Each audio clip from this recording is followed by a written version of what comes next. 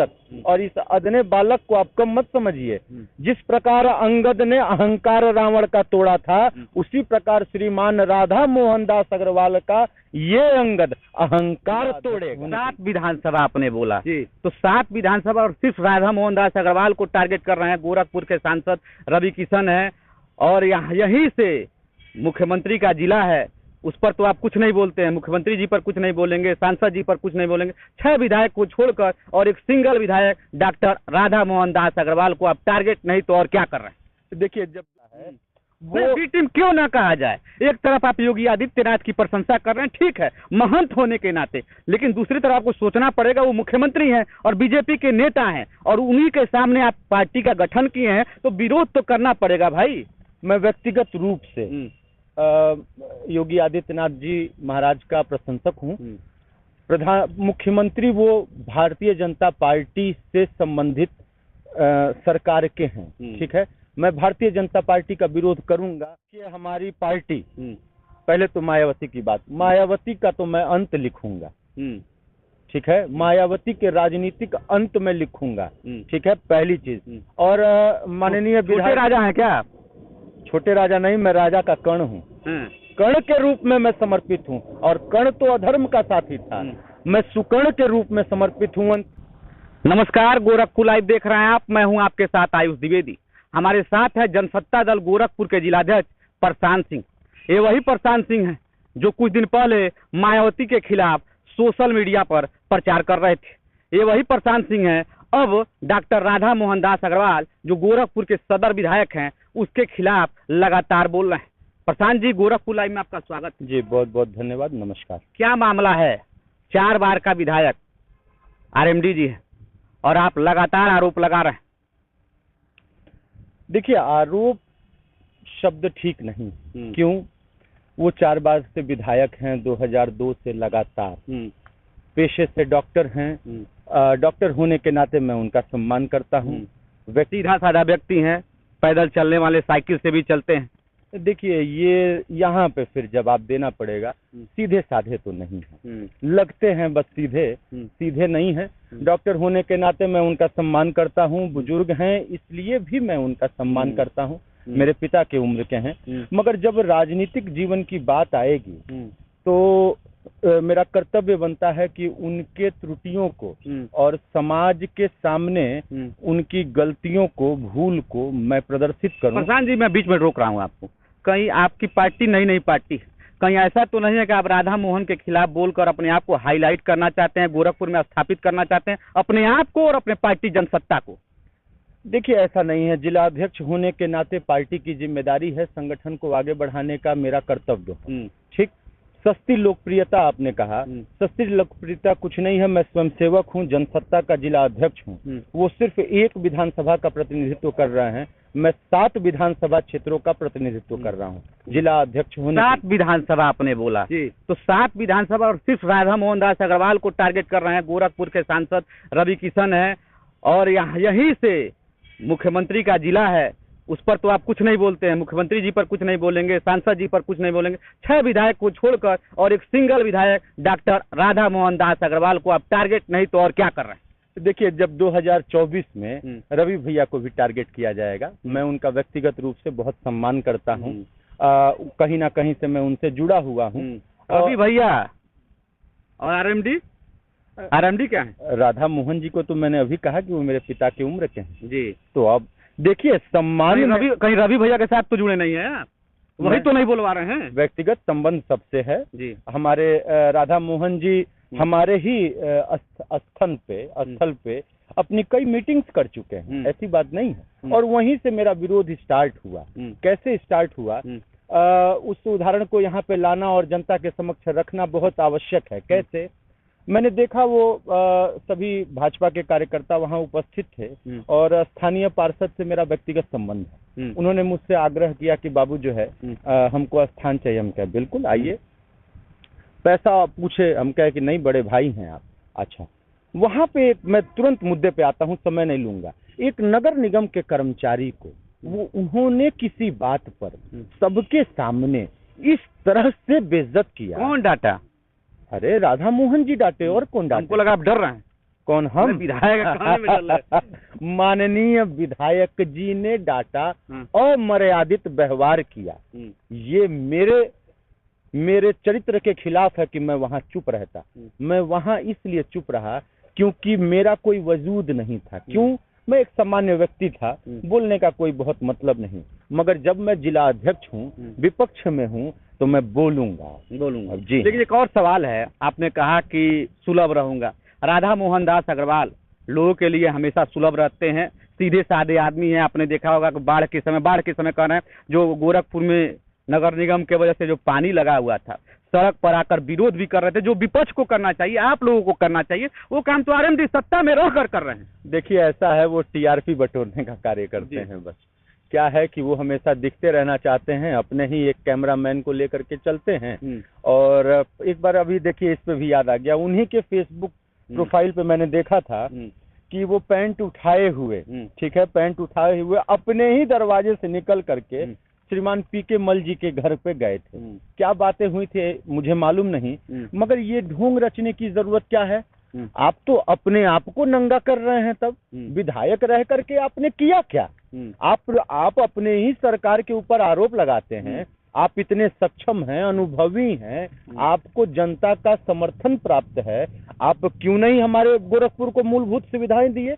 और इस पे यहाँ पे हम माननीय सांसद जी को, चाहे योगी बाबा को, हमारे देखिए मुख्यमंत्री वो 2017 से हैं, मैं बचपन से उनको देखते आ रहा हूँ। सारा ये जो विरोध करने की जो हिम्मत आई है, वो मंदिर से ही और मंदिर के पूज्य महंत जी से ही मिली। फिर एक सवाल आता है, आप जनसत्ता दल के जिलाध्यक्ष हैं, योगी आदित्यनाथ की प्रशंसा कर रहे हैं, करना चाहिए, एक महंत होने के नाते कर रहे हैं, लेकिन आप राजनीति में आ गए हैं जब, योगी आदित्यनाथ को आपको मुख्यमंत्री के नजर से देखना चाहिए। और दूसरी बात, आप बार बार योगी आदित्यनाथ की प्रशंसा कर रहे हैं, कहीं ऐसा तो नहीं जो उपचुनाव हुआ है बिहार में, जो एनडीए का गठबंधन आया है, उसके बाद आपकी जनसत्ता पार्टी छोटी पार्टी, कहीं लपकना तो नहीं चाहती है, कुछ सीट मिल जाए और हम चुनाव लड़ लें, 2022 का चुनाव, मतलब भाजपा के गठबंधन के साथ आप आना चाहते हैं क्या? तो खुलकर बोलिए कि आना चाहते हैं। देखिए, जो बिहार चुनाव का आपने बात किया, देखिए वो तो बहुत बड़ी राजनीति और शहमात का खेल चल रहा है। आने वाले कुछ ही समय में जब शपथ ग्रहण होगा तो आप उस खेल को खुद देखेंगे। ये सब कुछ, मैं बिहार के बारे में बहुत कुछ बात नहीं करना चाहता, वो मेरे पक्ष की बात नहीं है, मगर ये जो राजनीति चल रही है, ये गंतव्य पे तो 2022 में पहुंचेगी। और ये जो राजनीतिक चौसर जो बिछ गया है, ये सहमात का खेल चल रहा है। भारतीय जनता पार्टी एक सीट छोड़ करके उपचुनाव में सारी सीटें जीत गई, मगर आप देखेंगे मल्हनी सीट पे उन्हें मात मिली। ये कभी ये आप भारी पड़ते हैं और कहीं से हल्के पड़ते हैं, क्योंकि ये बहुमत में है, केंद्र में भी शासन है, उत्तर प्रदेश में भी शासन है, और आप भी चाहते हैं कि शासन का हिस्सा बने, क्योंकि आपके पार्टी के राष्ट्रीय अध्यक्ष, पहली बार ऐसा हुआ है कि वो सत्ता में नहीं है। अखिलेश यादव, मुलायम सिंह यादव कुछ दिन बहन जी के साथ भी रहे, मगर सही राजनाथ सिंह के साथ, सबके साथ, सबके सरकार में मलाई काटे हैं, मंत्री रहे हैं। तो आप भी चाहते हैं क्या कि योगी आदित्यनाथ का जो शासन है 5 साल का, कुछ जगह मिल जाए आपके पार्टी को, आपको नहीं तो आपके पार्टी को जगह मिल जाए, और फिर आने वाले विधानसभा चुनाव में कुछ सीट मिल जाए? देखिए, अब आपने जो आरोप लगाया, शासन की मलाई काट रहे हैं, और बहन मायावती जी के बारे में कहा, बहन मायावती जी तो इसीलिए बौखलाई हुई हैं कि इसके पहले जो राज्यसभा चुनाव हुआ था और उसी पे अपने आत्मसम्मान की पे गर्व की अनुभूति जो राजा को है, अपने स्वाभिमान की जो लड़ाई वो लड़ रहे हैं, अपने जवान की जो कीमत, उन्होंने कहा था कि हम अखिलेश के साथ हैं, मायावती जी के साथ नहीं है, वो एक बौखलाहट, और हम मायावती शासन में कभी नहीं रहे हैं। पहली चीज मैं बार बार कहता हूं, अगर मैं राजनीति कर रहा हूं तो शासन का हिस्सा क्यों नहीं बनूंगा? भारतीय जनता पार्टी बनेंगे। जैसे दो चीजें हैं, पहले तो जनसत्ता का गठन नहीं हुआ था, तो राजा साहब निर्दल विधायक थे, निर्दल तो अभी भी हैं, जनसत्ता के गठन होने के पहले शायद विधायक थे। लेकिन समस्या तब पैदा होती है जब आप एक तरफ विरोध करते हैं और दूसरे तरफ योगी आदित्यनाथ जी का प्रशंसा करते हैं, तो खुलकर प्रशंसा करिए ना। बिल जनसत्ता का गठन क्यों हुआ?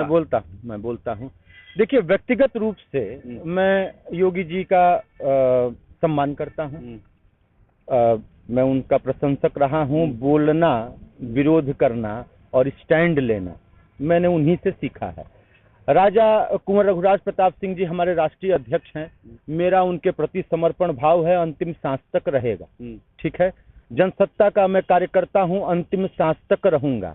मगर जहां राजनीति की बात आएगी, राजनीति की बात जहां आएगी, हम वो हर रणनीति अपनाएंगे जिससे हम सत्ता शासन में आएंगे।